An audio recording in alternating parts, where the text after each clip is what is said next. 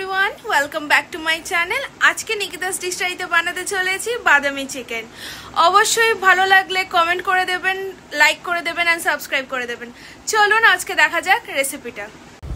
সবার প্রথমে আমি নিয়ে নিচ্ছি 1 কেজি 200 গ্রামের মতন চিকেন।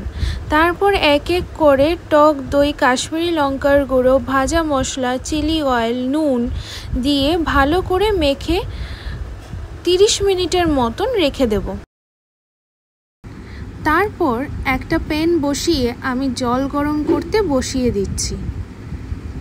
তারপর এর মধ্যে এক এক করে পেঁয়াজ, রসুন, আদা, কাঠবাদাম, কাজু আর বড় আর ছোট এলাচ, দারচিনি, গোলমরিচ, লং, তেজপাতা দিয়ে সিদ্ধ হতে রেখে দেব।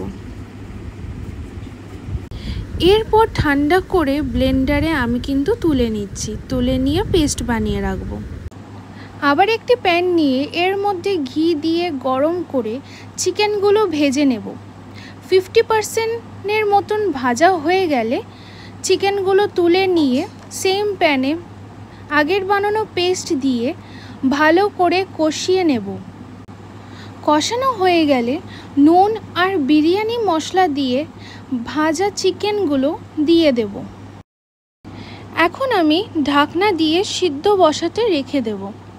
সিদ্ধ হয়ে গেলে আরও 2 থেকে 3 মিনিট কষিয়ে তুলে নিয়ে সার্ভ করুন বাদামি চিকেন।